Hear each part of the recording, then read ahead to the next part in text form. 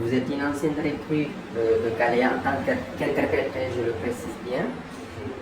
Comment avez-vous eu le contact pour être recruté dans ce centre?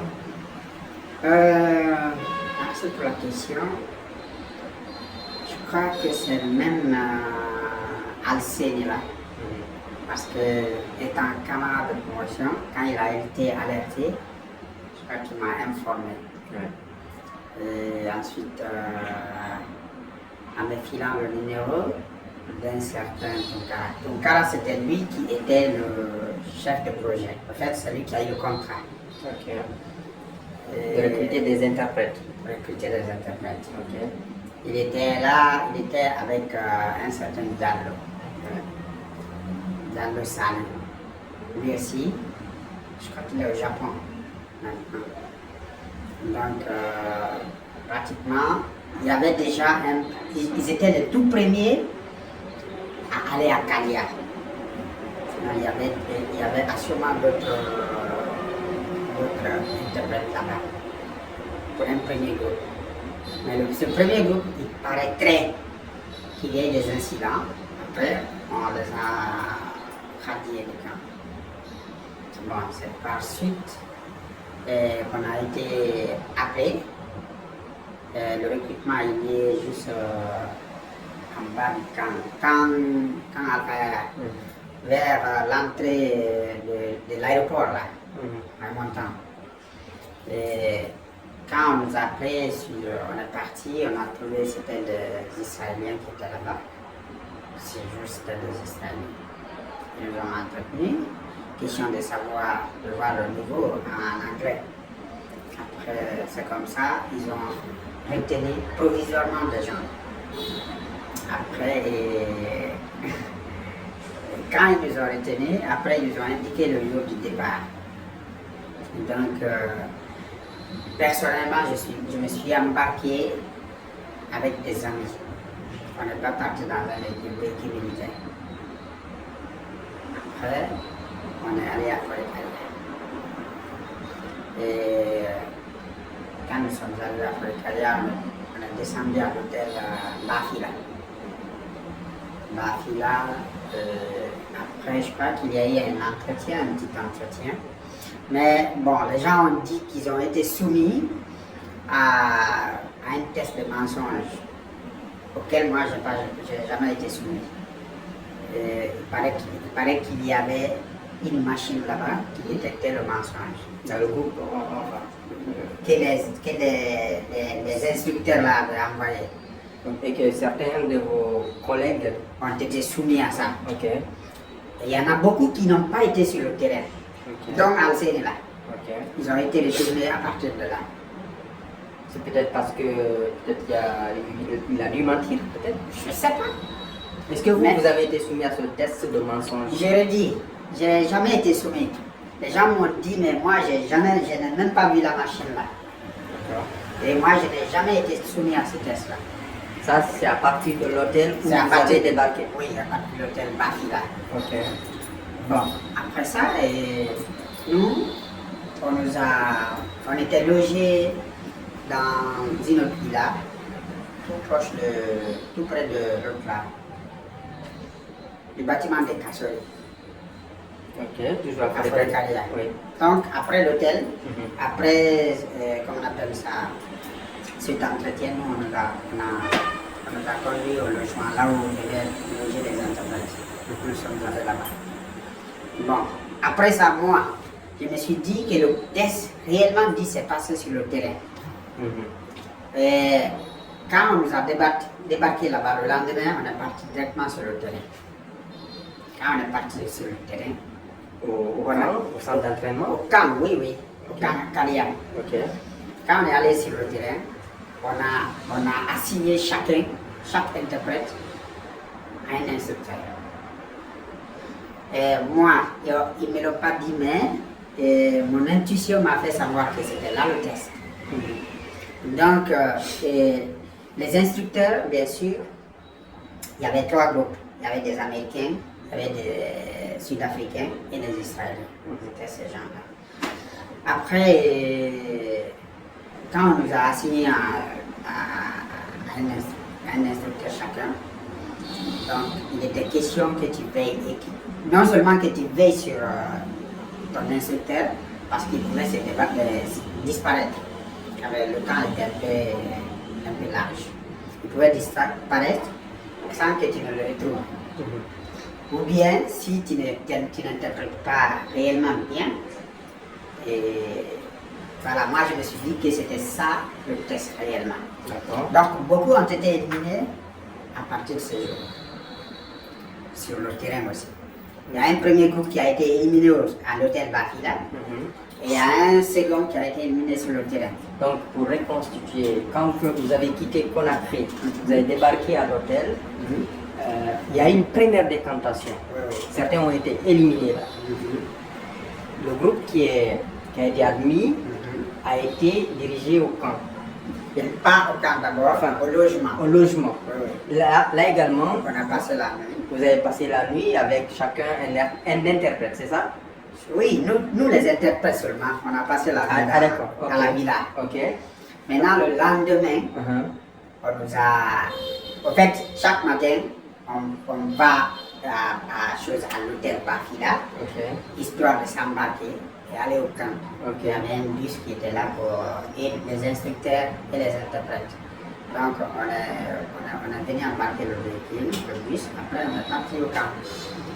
Ce processus-là a duré combien de temps? Le premier jour, c'était juste, comme je vous l'ai dit, un premier contact où ils ont testé les gens. Selon ce qu'ils m'ont dit, moi je parle de qui, où ils ont testé les gens pour le mensonge. Et ensuite, le lendemain maintenant, parce qu'on est arrivé vers l'après-midi, dans l'après-midi du moins. Donc si je comprends bien, il n'y a pas eu de critères prédéfinis pour dire que non, vous restez ici?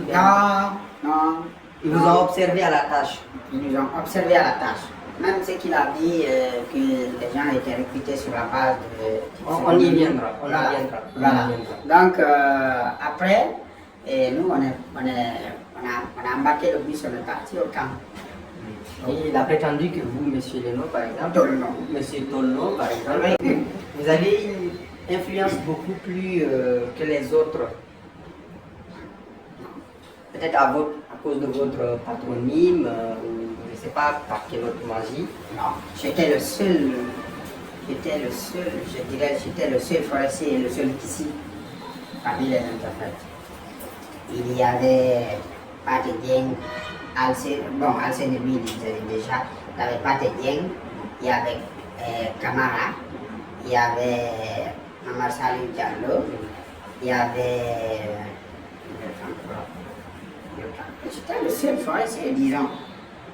Dans cette cohorte? Oui, j'étais le seul. Qu'est-ce que vous avez constaté à l'intérieur du camp? Quel type de formation ont dispensé aux apprenants? C'était une formation militaire. C'était des militaires qui étaient en train d'être formés. En fait, il y avait beaucoup de militaires, des soldats qui étaient recrutés pour être formés. Mais il y avait un premier lot de 1000 seulement 1000. Ces 1000-là étaient à Kalia.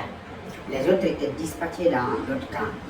Mais les 1000 qui étaient à Kalia, eux, ils étaient en train d'être formés pour venir prendre le relais. C'est-à-dire venir... ils étaient formés pour le président, c'est comme ça il faut le dire. La sécurité présidentielle. La sécurité présidentielle.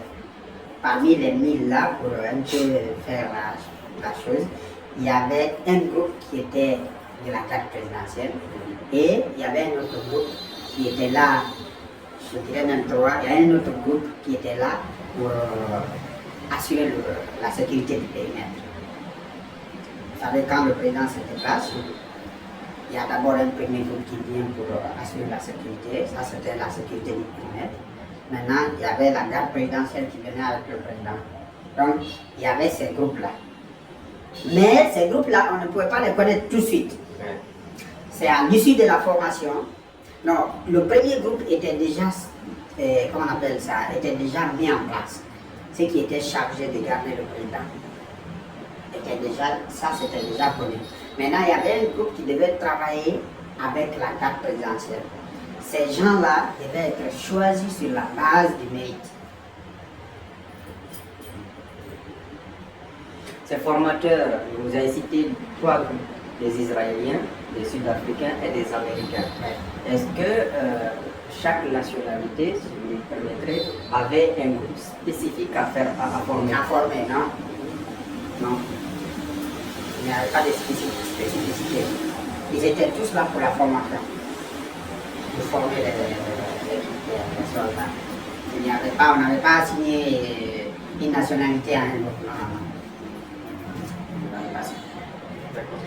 Mais il y a quand même, j'ai envie de dire, peut-être ce sont des préjugés, je n'en sais pas, mais est-ce que vous, Monsieur Tolno, vous avez constaté que la plupart de ces personnes qui étaient recrutées, ces milles-là, la majorité étaient originaires de la région forestière? Absolument, oui. Absolument, oui. Cela n'est pas dérouillé, comme vous l'avez si bien dit. En fait, chacun d'entre eux avait un quota. Chacun avait ses gens là-bas. Chacun d'entre eux avait ses gens. Tumba avait ses hommes là-bas. Pour peut-être un peu plus loin, je vais parler de ça. J'ai failli même avoir des problèmes à cause de elle de se protéger. De Tumba. Comment vous avez compris que ceux qui gravitaient autour du président Dadis, Tumba et d'autres hauts gradés de l'armée avaient des éléments dans ces milles qui étaient à Kalea? Voilà. Pour le cas dont je viens de vous parler tout de suite, ce petit-là, il était dans le régiment où moi je faisais l'interprétation. Il s'appelait Soumaoro. C'est Soumaoro était dans le régiment, mon régiment où je faisais l'interprétation, régiment Bravo. Maintenant, pendant la formation, vous savez, quand vous entrez au camp, je parle les 40 premiers jours, il vous est interdit d'utiliser le téléphone. Et comme le petit était là-bas, je ne sais pas quand il était allé téléphoner, s'il téléphonait à Tumbaba ou s'il téléphonait à une autre personne. Se nommait Soumaoro. Se nommait Soumaoro. Maintenant, il est allé, moi je ne le savais pas, hein, c'est par après que j'ai su ces détails-là. Après, nous sommes comment on appelle ça? Il est allé, il paraîtrait, téléphoner en brousse. C'est comme ça, ils se sont mis à sa recherche. Et ensuite, on le trouve en brousse, en train de téléphoner. Et par la suite, on l'arrête. On l'arrête, on l'envoie au camp. Et on le met en prison. On a fait 2 séances, 3 séances, on ne le voit pas. Lui aussi, il avait un ami là-bas. Ce dont j'ai oublié le nom. Soumaoro là avait un ami là-bas. Maintenant, l'instructeur, capitaine Dupri, demande il y a un élément qu'on ne voit pas ici. Ça fait très longtemps qu'on ne le voit pas. Capitaine Dupri. Lui, il est sud-africain. Okay. Il dit on ne le voit pas. Après, son ami, l'ami de Soumaoro là, nous a dit que Soumaoro est incarcéré, qu'il est en prison. Au camp là-bas. Bon, comme ça, on s'est mis dans la démarche de libérer le petit parce que sinon, ça allait nous prendre le temps, ou soit il n'allait pas comprendre, ou bien ça allait nous prendre le temps de revenir sur les cours qui étaient déjà dispensés. Oui. Donc, on est parti auprès des capitaines bienvenus. Ok. On a demandé. C'était le commandant du camp. Oui. Après, on a demandé qu'on ne voit pas, on n'a pas vu un élément, ça fait 3-4 cours, on ne le voit pas. Et s'il continue à s'absenter du moins, c'est là que je jouerai sur sa formation. Donc voilà, on a plaidé pour lui auprès des capitaines bienvenus afin qu'il soit libéré. Il y a eu des tractations et finalement, heureusement, le petit a été libéré. Pour le petit, c'est moi qui l'ai aidé à être libre. Vous comprenez? Okay. Donc, quand il est sorti, il est devenu très ami à moi. Il a beaucoup aimé l'acte, quoi. Ouais. Donc, on a continué comme ça dans l'amitié. Chaque fois, il s'approche de moi, chaque fois, il s'approche de moi. Maintenant, voilà, on est devenus des amis. Après, maintenant, il y a eu ce coup. Le jour du coup, Quel coup? l'attentat de l'assassinat Contre Dadis. Donc, ok, oui, oui. Il y a eu l'assassinat. On est resté amis dans ça, la formation continuait. Il y a eu l'assassinat. Ce jour même, c'était mon tour d'interpréter la nuit. La garde présidentielle apprenait le tir nocturne ce jour. Quand ils ont tiré, on est resté là-bas, on a entendu les cris dans l'autre camp. Après, on s'est informé, on nous a dit que ont tiré sur Dadis. Et comme ça, nous on partait donner des cours, on revenait à Folcaria, on ne passait pas la nuit là-bas. Donc c'est comme ça que les instructeurs nous ont informés, on est venu embarquer dans le pick-up, après on est venu à Folcaria. Donc c'est comme ça, quand cela a été fait, et c'était presque maintenant, c'était une chasse. Et une chasse pour connaître qui est impliqué, qui ne l'est pas. Et donc, lui et Soumaoro, il y avait un autre aussi, protégé de Toumba. Mais j'ai oublié son nom. Ces deux-là, par retrait, ont été ligotés. Ça n'a pas été fait devant moi. Hein. Au camp là-bas? Au camp cette nuit-là. Ils ont été ligotés, on les a mis dans le pick-up, on les a transférés à Conakry. Donc, après ça, il y avait maintenant, comme tous les autres me connaissaient avec le petit, ils venaient vers moi souvent. Et il y avait un militaire là-bas qui me filait. Sans que vous ne le chassiez? Non, je le savais parce qu'il m'appelait. Ok. Quand il y a cet attentat, beaucoup sont venus, les pâtés, ils sont revenus à Conakry. J'étais en formation? Oui, non, pâté, c'était un interprète. Ah, ok, oui. Maintenant, moi je suis resté là-bas parce qu'il fallait beaucoup faire attention. Vu que l'autre là, il m'appelait souvent, j'ai oublié son nom, c'est un militaire guerrier. Il m'appelait souvent pour savoir ma position, où je suis. Quelque chose qui n'est pas habituel. Donc je me suis dit, c'est pas bien que moi je me déplace maintenant. Et il n'avait pas l'habitude de vous appeler? Il n'avait pas l'habitude de m'appeler. Ok. Donc moi je suis donc resté, beaucoup sont revenus. On est resté, je suis resté, il y avait moi, il y avait Kamara, il y avait Tunkara. Tunkara, lui, c'est lui qui nous a recrutés. Donc je suis resté jusqu'à ce que vraiment il a compris peut-être que je n'ai rien à voir avec ça.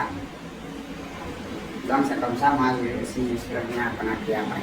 Ok.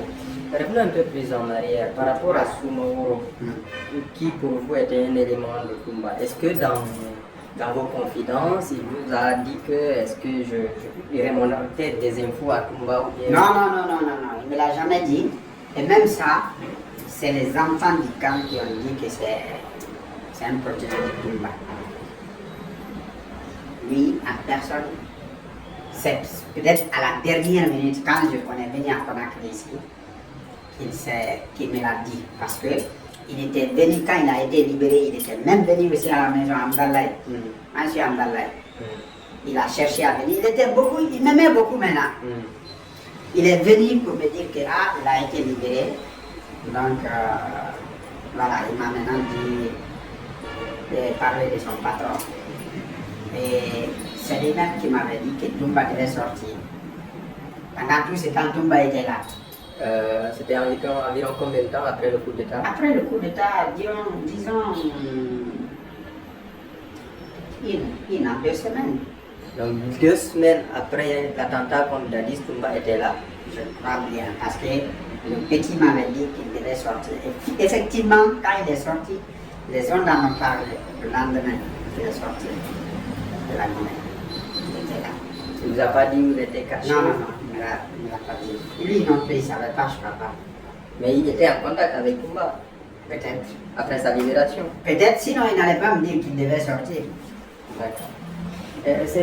Jusqu'à quel moment le colonel Bienvenu a dirigé le camp. Bon, je crois que moi j'ai laissé Bienvenu là-bas. Donc jusqu'après Jusqu'après l'attentat, contre Dadis. Jusqu'au moment où le colonel Thiego et je sais pas, que les militaires sont allés chercher les armes pour les réorienter dans un camp. Il était là-bas. Ça c'était à quelle période? Ça après... Ça c'est après l'attentat. Après l'attentat, après que il y avait encore des enfants là-bas, mais voilà, ils savaient déjà que c'était fini quoi. Il y a certains quand même qui disent qu'il a été chassé suite à une révolte. Bon, en fait, ça c'est peut-être après moi. Mais moi je vais laisser là-bas. D'accord. Revenons un peu sur le 28 septembre parce que tout tourne autour de ça. On dit qu'il y a un groupe qui a été débarqué de Kalea au stade et tout. Est-ce que vous avez constaté une certaine absence, peut-être à la veille de ces événements? Qu'est-ce que vous en savez concrètement? Bon, vous savez, après l'attentat, vu que la formation était... Non, le massacre c'est avant l'attentat. Ah, le massacre avant l'attentat, hein? Oui, le massacre du 28 septembre. Vous savez, Bon, il y a eu le massacre. bon, ça, je peux pas dire qu'il y a eu... Le camp était vaste, je ne peux pas savoir que certains éléments étaient absents. Je ne peux pas le savoir. Mais dans mon régiment, quand même, il y avait ces éléments qui étaient encore là. Vous n'avez pas senti leur absence? Non. Votre régiment, il était composé de combien d'hommes? Ah, là, je ne sais pas. Je n'ai pas d'idée. Disons une trentaine. Donc un groupe, hein? On ne peut pas parler de régiment. C'est comme ça on les appelait. Régiment commando, régiment bravo, c'est comme ça ils appelaient là-bas. C'était la place. Donc vous n'avez pas senti l'absence d'un de vos élèves Non. durant Non. cette période? Non. Et ça, vous avez évoqué votre départ du camp. C'était après, c'est en décembre ou bien en janvier, après le coup d'État? Mon départ, ça c'est en janvier. Hein. Donc vous êtes resté pratiquement un mois après au camp C'est là-bas. en janvier, oui. Non, pas au camp, Oui, enfin, à Forêt-Carrière. à Forêt-Carrière. Parce que comme je vous l'ai dit, nous on partait avec les instructeurs donner des cours, on revenait à Forêt-Carrière. Donc après l'attentat, il n'y avait pratiquement plus rien quoi. On ne partait plus donner des cours. C'est pas l'instruction venait de qui pour stopper? Je ne sais pas. Et les formateurs là, quel ont été leur sort, j'ai envie de dire? Bon, ça peut-être c'est après moi, mais je ne sais rien. Après ils sont rentrés. Revenons un peu en arrière par rapport aux armes qui ont été reprises après le coup d'État. Comment cela a été fait? Quels ont été vos constats? Bon, comment ça a été fait? Oui. Bon, je crois qu'il y a une équipe qui a été dépêchée de Conakry, dont le colonel Thibault. Ces jours, j'étais là-bas. Après, ils sont venus, ils ont dit qu'ils voulaient vraiment reprendre les armes. Mais le reste s'est passé avec Ampli, comment on appelle. C'est pas trop. C'est trop militaire quoi. Voilà, je ne sais pas trop savoir là. D'accord, je comprends. Et depuis que vous avez quitté là-bas, vous n'avez pas été inquiété? Bon, il y a l'inquiétude parce que mon oncle m'a même interpellé. C'est pourquoi je ne suis pas, quand l'autre a fait la publication, je n'ai pas cherché à contacter rapidement. Parce que déjà en bas, comme je vous l'ai dit au prime abord, pas que vous aviez suscité l'envie de rencontrer Tolo et de nous parler. Ouais. Mais mon oncle m'a appelé, il m'a dit, Faya, il faut faire très... Quand il a vu la publication là, il m'a appelé, il est jusqu'à la cimenterie. Il dit, bien, je vais te voir. je suis allé, il m'a dit, il ne faut pas parler du problème de carrière avec quelqu'un. C'est un sujet sensible, donc n'en parle pas. Donc, c'est pourquoi je me suis calmé tout ce temps-là. Oui, parce que votre ami, là, il vous a, si vous voulez, lancé moi j'ai envie de dire, un défi. Il vous a demandé d'avoir le courage vous aussi de briser le silence, de dire la vérité. Bon, moi, personnellement, il ne me l'a pas dit. Peut-être. Non, dans l'entretien, j'ai envie de Dans dire. l'entretien, oui. Oui. Ok. Dans l'entretien qu'on a eu avec lui, Ok. je ne sais pas si vous vous souvenez peut-être de ce passage-là, mais il a eu à dire des trucs comme ça. Voilà, bon. Bon, on ne va pas trop se focaliser sur ce volet-là. Vous avez indiqué que la plupart de ceux qui gravitaient autour peut-être de Dadis avaient des éléments là-bas. Vous avez cité le nom de Kumba. À part lui, quel autre Il y avait Tumba, il y avait Konaté, il y avait des éléments là-bas. Mais la majorité c'était des forestiers. Ça, il faut le reconnaître. La majorité c'était des gens de Dadis. Mais chacun d'entre eux quand même avait Un petit noyau. une poignée, voilà, un noyau d'éléments. qui lui était fidèle. Tout à fait. Comment vous avez Même si pas fidèles, mais qui ont été envoyés, c'est-à-dire ce sont ces gens-là qui nous ont recrutés pour carrière.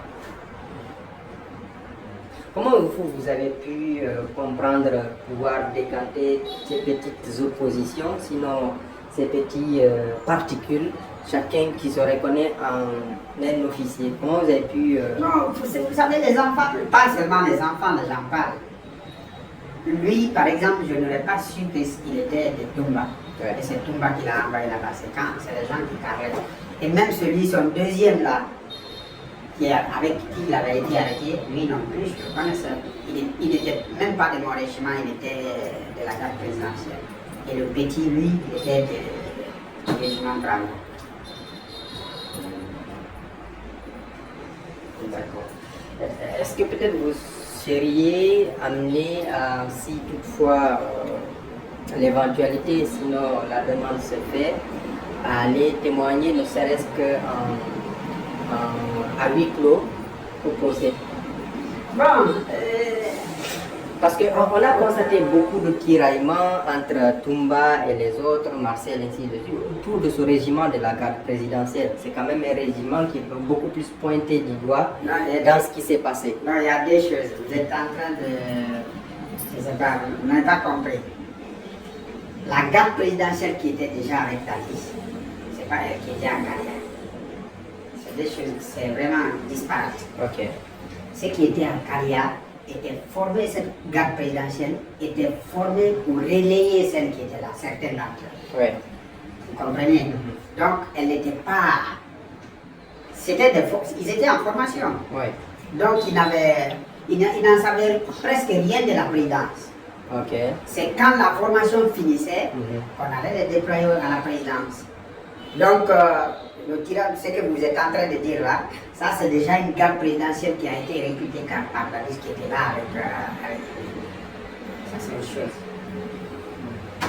Voilà, donc, c'est pourquoi, après mes analyses, moi je trouve que nous qui avons fait le travail, je ne trouve pas qu'on ait grand chose à être reproché parce que Non, nous fraîchement sorti de l'université, on est en quête du boulot, Évidemment. on veut prouver notre talent, Ouais. on nous recrute et on est dans le besoin, on a besoin de petits sous. Ouais. Qu'est-ce qu'on peut faire?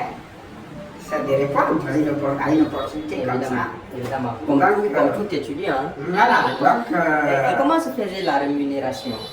voilà. La rémunération, on était payé à 100 $ le mois. Le mois? 100 $ le mois, oui. 100 $. En fait, je n'aimerais pas rentrer dans ça là. Ça, c'est une cuisinante pour Caraïno. Il nous a trop berné. 100 $. Mais c'est pas eux, hein. C'est celui qui nous a recrutés. Mais après ce qui s'est passé, quelle était l'atmosphère au niveau du camp? Non, ce jour, la nuit, comme je vous l'ai dit, moi j'étais là-bas pour assurer l'interprétation de la garde présidentielle qui appelait le petit nocturne. On a entendu les cris de l'autre camp. Ça il est là-bas. Quel camp? Il y avait un autre camp quelque part. Je vous ai dit, il y avait beaucoup qui étaient recrutés. Mais ceux qui étaient à Kalia, c'était 1000. Vous comprenez? C'est là-bas on a entendu les cris. C'était pas tellement loin de Kalia. On a entendu les cris. Oh, oh, oh, oh, oh. Après, on s'est demandé. Après, on nous a dit que. Ça tirait? Non, non, ça tirait pas. Après, maintenant, on a appris qu'on a tiré sur le président. Non, je parle du massacre du 28 septembre, pas de l'attentat contre Daesh. Ok, le massacre. Oui. Le massacre. Bon, il y en était presque. Hein? Il y en était. Avant. En tout cas, moi, je n'ai pas constaté des ménages ou bien par rapport à 28 septembre. Je n'ai pas constaté. Donc après les événements, tout se passait normalement quoi. Tout s'est passé normalement. Jusqu'au 3 décembre. Jusqu'au 3 décembre, on a tiré sur la liste. C'est ce jour-là, la nuit, que vous avez entendu ces. Tout à fait, ces cris-là. Et ce sont ces cris-là qui nous ont retenu notre attention.